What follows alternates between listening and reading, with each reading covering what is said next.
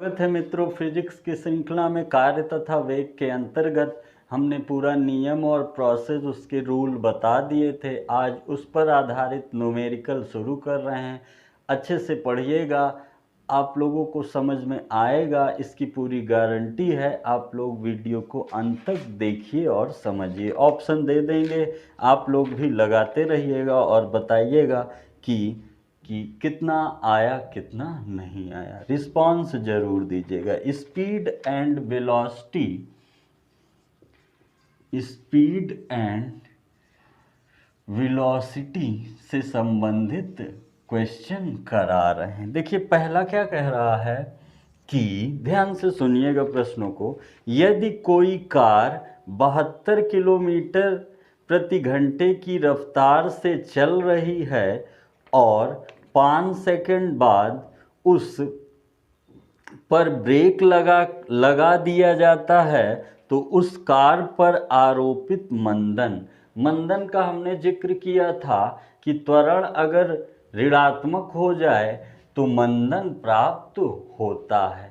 ठीक है, तो देखिए ऑप्शन है आपके सामने 5 मीटर पर सेकंड स्क्वायर और बी जो है 4 मीटर पर सेकंड स्क्वायर और सी है -4 मीटर पर सेकंड स्क्वायर और डी है -20 मीटर पर सेकंड स्क्वायर।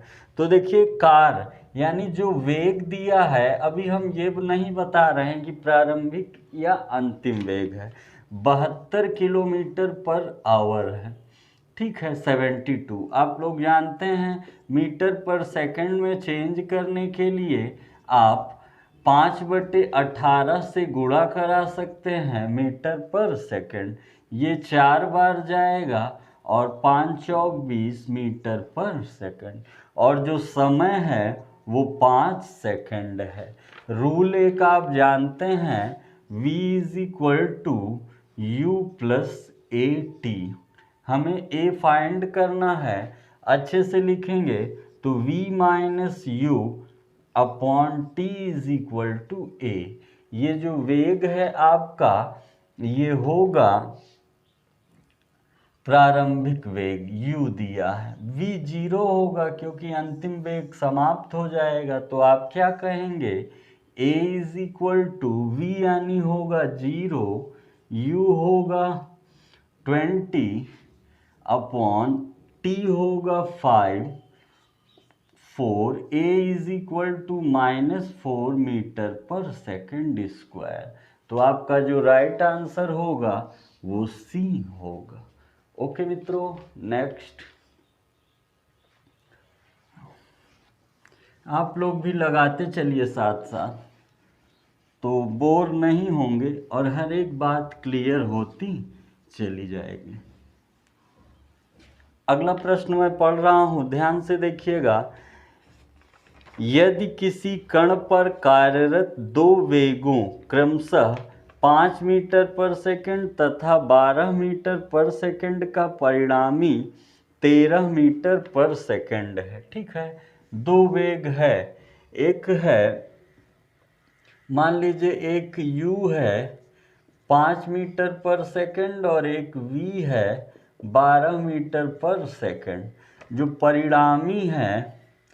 परिणामी वेग है इसका वो 13 मीटर पर सेकंड है।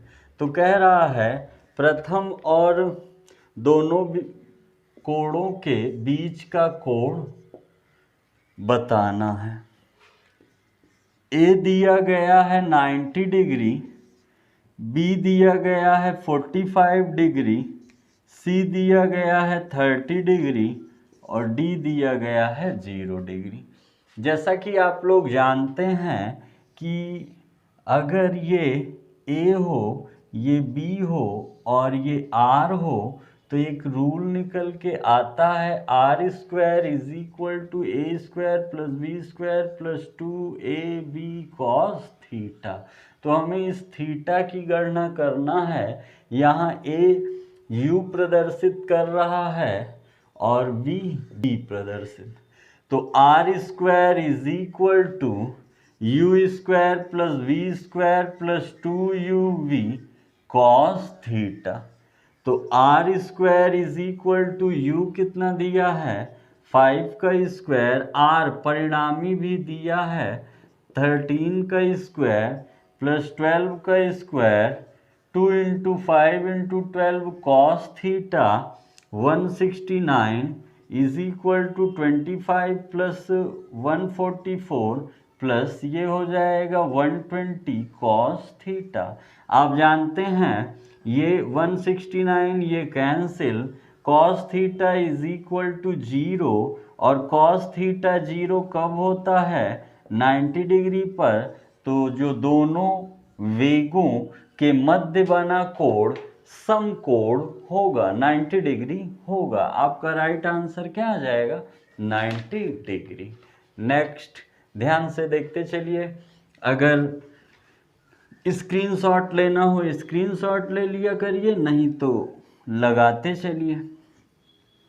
रेलवे के लिए महत्वपूर्ण है, ठीक है, रेलवे के लिए महत्वपूर्ण है। नेक्स्ट देखिए क्या कह रहा है, कोई पिंड v वेग से ऊपर फेंका जाता है, h ऊंचाई पर जाने के बाद पुनः पृथ्वी पर लौट आता है, पिंड द्वारा तय दूरी और विस्थापन का अनुपात 2h होगा। इसे बताइए, इसे तो लगा लेंगे ना सब लोग, शून्य और इन्फानाइट क्या होगा।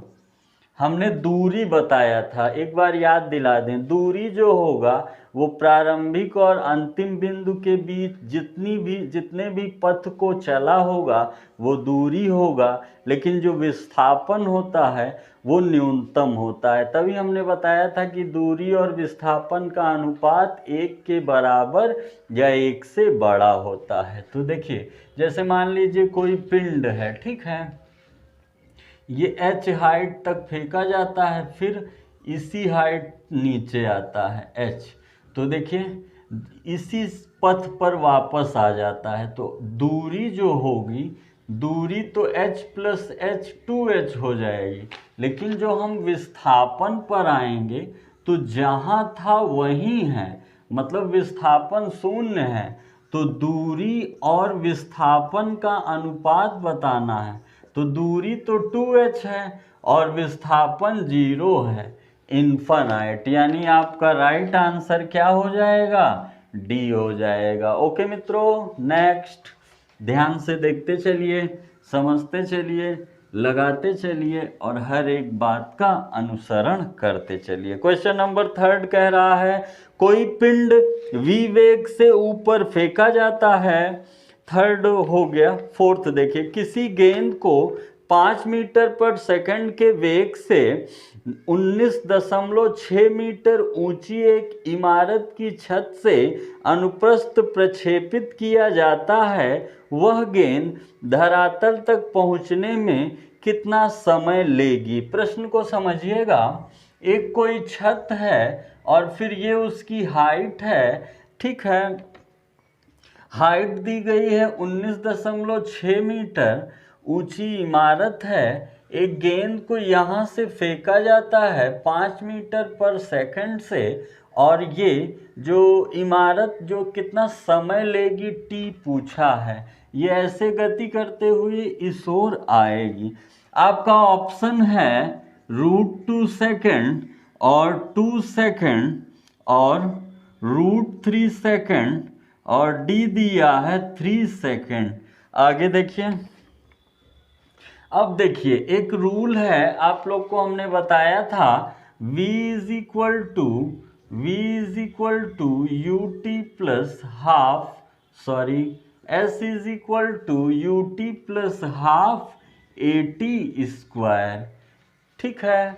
अगर ऊपर से नीचे आ रहा है तो यही a किसका काम करने लगेगा, a is equal to g का काम करने लगेगा।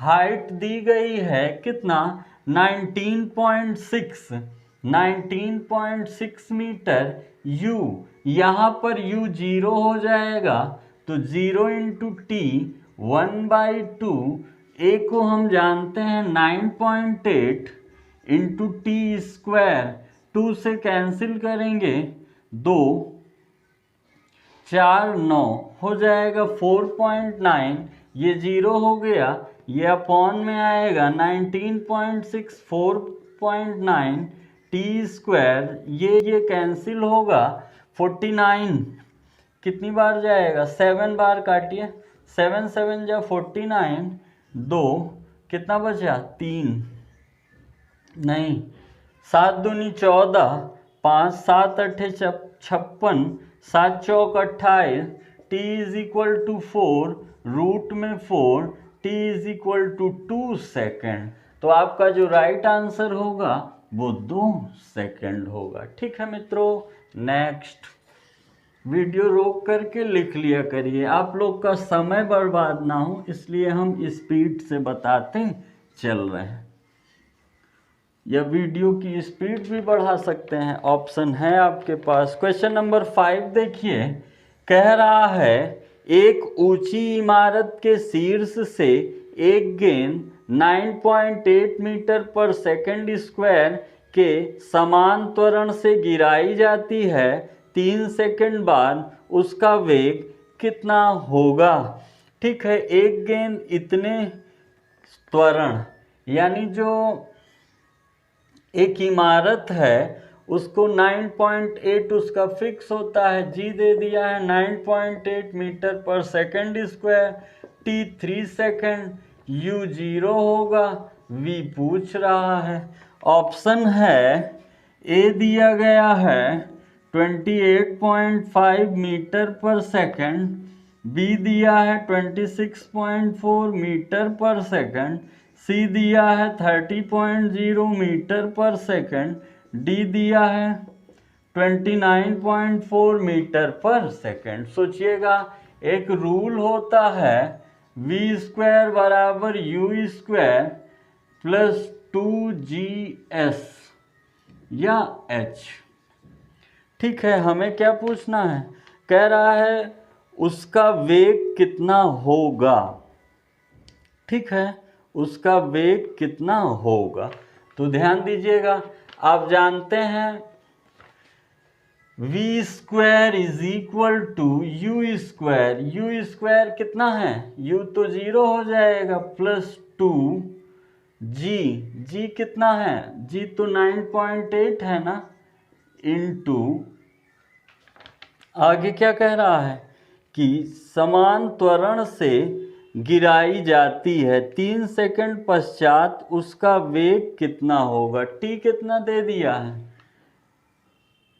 h नहीं होगा, 2as h ही होता है, तो ये फॉर्मूला नहीं काम करेगा इसमें, जिसमें t उपस्थित हो वही काम करेगा। तो देखिए, जैसे हम ले लें, एक और फॉर्मूला होता है v is equal to U plus AT या GT। ठीक है ना, तो u 0 हो जाएगा, हाँ ये ठीक रहेगा, तो v पता लगाना है, u 0 है, g कितना है, g हो जाएगा 9.8 इंटू टी कितना है 3, इंटू करा दीजिए, तो 3 8 24 का 4, 2 3 9 27, 2 29 मीटर पर सेकंड। आपका राइट आंसर क्या हो जाएगा, 29 मीटर पर सेकंड। देखिए अगला, आगे क्या कह रहा है, तो उसी रूल को लेते हैं जिसमें जानकारी अधिक दी गई हो। अगला क्वेश्चन कह रहा है, क्वेश्चन नंबर 6 है कि एक हवाई जहाज u वेग से गतिमान है, u वेग से क्या है, गतिमान है, हवाई जहाज है, h ऊंचाई पर से उसमें से एक वस्तु फेंकी जाती है, h हाइट से एक वस्तु को फेंका जाता है, वस्तु द्वारा जमीन पर पहुंचने के लिए लिया गया समय t कितना होगा, यही पूछा है। ऑप्शन दिया गया है, ए है √2h/g, बी है रूट में 2g/h, और सी है रूट में 2u/g, और डी है रूट में h/2g। सोचिएगा, अगर हम फॉर्मूला लगाएं, एक फॉर्मूला आप लोग जानते हैं, S is equal to U T plus half A T square, लेकिन बात ऊपर से नीचे आ रही तो a is equal to G होगा, u इज इक्वल टू 0 होगा, तो s is equal to 0 into T plus half G T square. यहाँ से आप कहेंगे 2s is equal to G T square, 2s by जी इज इक्वल टू रूट, इधर आ जाएगा ना 2s बाई जी, यानी कौन सा ऑप्शन सही होगा? आपका ऑप्शन हो जाएगा h, root h by 2g, root 2g तो ऐसे ही रहेगा, कोई ऑप्शन दिख नहीं रहा है। रूट g को s लिख सकते हैं, s is equal to h दिया है तो t is equal to root में 2h बाई जी है कोई? ऑप्शन नंबर ए सही होगा, ठीक है ना। s को आप क्या लेंगे? हाइट, क्योंकि ऊपर से नीचे आ रही, s दूरी होगा जो धरातल सरफेस पर गतिमान करेगी वस्तु। नेक्स्ट मित्रों,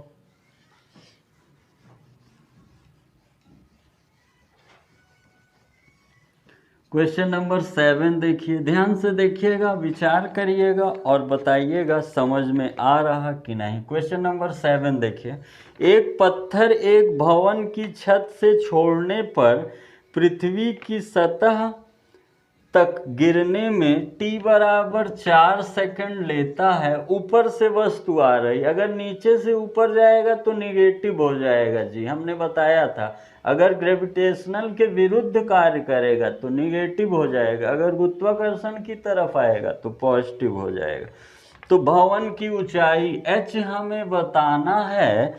आपका जो ऑप्शन है 9.8 मीटर है, 19.6 मीटर है, 39.2 मीटर है और 78.4 मीटर है। ध्यान दीजिएगा, फॉर्मूला एक आप लोग जानते हैं, s is equal to U T plus half G T square होता है।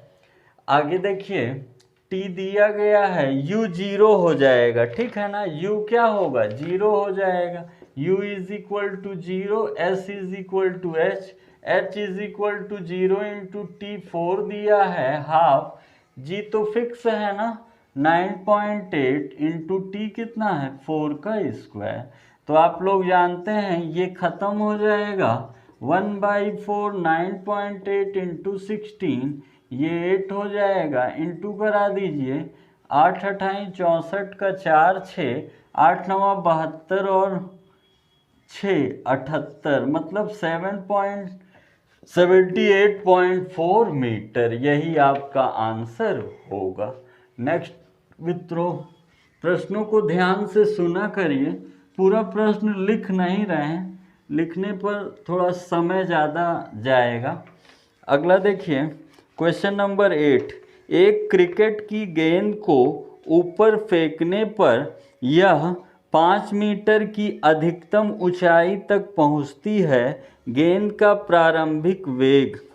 क्वेश्चन नंबर 8 है, एक क्रिकेट की गेंद ऊपर फेंका जाता है, इसकी जो हाइट है, हाइट पता लगाना है, ठीक है, नहीं हाइट नहीं पहुंच, 5 मीटर तक अधिकतम ऊंचाई तक जाती है। h दिया गया है, इसका प्रारंभिक वेग u पता लगाना है। ऑप्शन है ए 1 मीटर पर सेकंड, बी 5 मीटर पर सेकंड, सी 10 मीटर पर सेकंड और डी 20 मीटर पर सेकंड। देखिए, एक रूल होता है v square is equal to U square plus 2gh, कितना होता है? 2gh। अब यहाँ पर ऊपर 2ah लिखिए, अब यहाँ पर u क्या होगा? u पता लगाना है, v क्या होगा? v 0 होगा, ठीक है, अंतिम वेग ऊपर जाने पर 0 हो जाएगा। आगे यहाँ a क्या होगा, -g होगा, और इसका मान कितना होता है 9.8 या 10 भी ले सकते हैं अगर पॉइंट में नहीं है। तो आगे देखिए a इतना है और h हमें पता लगाना है। h हमें दिया है 5, u पता लगाना है। रखिए जरा, कहेंगे 0 is equal to U square minus 2a यानी -g, तो माइनस हमने कर दिया, g यानी 10 लीजिए सीधा सीधा, और h कितना है 5 है। तो यहाँ से कितना कह देंगे, 5 दूनी 10, 10, U square is equal to 100, u is equal to √100 यानी 10 मीटर पर सेकेंड। तो आपका राइट आंसर क्या हो जाएगा, 10 मीटर पर सेकेंड। क्वेश्चन नंबर 9 देखिए, 5 किलोग्राम के वस्तु पर 40 न्यूटन का बल लगाया जाता है, लगने से प्राप्त त्वरण होगा। आप बहुत ही आसान है, जानते हैं, बल बराबर द्रव्यमान गुणे त्वरण। क्वेश्चन नंबर 9, जो बल है F कितना है, सॉरी M कितना है, द्रव्यमान 5 किलोग्राम, और जो बल है वो है 40 न्यूटन का। त्वरण हमें बताना है। ऑप्शन है 8 मीटर पर सेकंड स्क्वायर और 80 मीटर पर सेकंड स्क्वायर और 10 मीटर पर सेकंड स्क्वायर और D 5 मीटर पर सेकंड स्क्वायर। इसको तो कर ही लेंगे। F is equal to M into A, F कितना दे दिया 40, M 5, A 5, 8, A is equal to 8 metre पर सेकंड स्क्वायर। आज का लास्ट क्वेश्चन है क्वेश्चन नंबर 10, पृथ्वी के धरातल पर पलायन वेग का मान निम्न में से होगा। ये आप लोग को कमेंट बॉक्स में बताना है। पृथ्वी के धरातल पर पलायन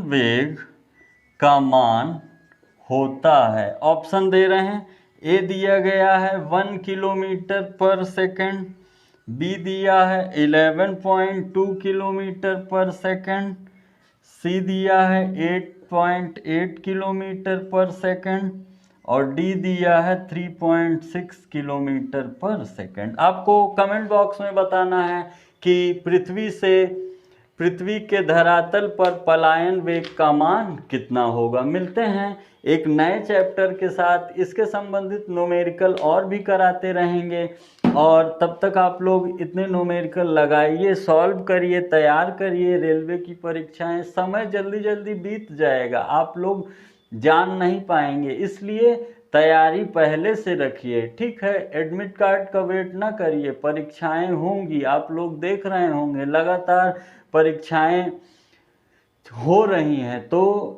आप निरंतर मेहनत करते रहिए, अच्छे से पढ़ते रहिए, और चैनल सब्सक्राइब ना किए हो तो सब्सक्राइब कर लीजिए। और जो ये प्रश्न है इसका हमें इंतज़ार रहेगा, आप लोग को बताना है, आया हुआ प्रश्न है।